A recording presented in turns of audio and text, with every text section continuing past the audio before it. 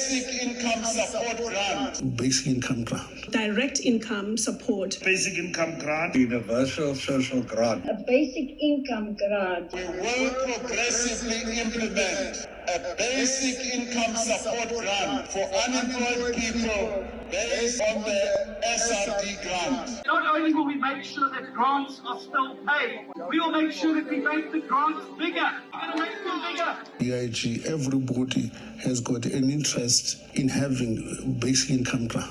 The DA is in favor of providing conditional direct income support for the most vulnerable in our society. We support a basic income grant that benefits all individuals without work-seeking conditions. This grant will alleviate poverty and hunger for all vulnerable people, including caregivers, the unemployed, and those in precarious employment. South Africa is working towards a universal social grant. It's been on the cards for many years. When they finish their education, then they go back to that poverty where they come from. So this grant will be a transit grant while they are still looking for jobs. The old age grant and child grant will be increased. Where people say hunger is a big issue, that's got to be priority number one. We've got to be a caring society and solve that problem, prioritize it and solve it. I'm pleading for compassion here. I'm pleading that in these difficult times that we are living now, that we think about those who don't have,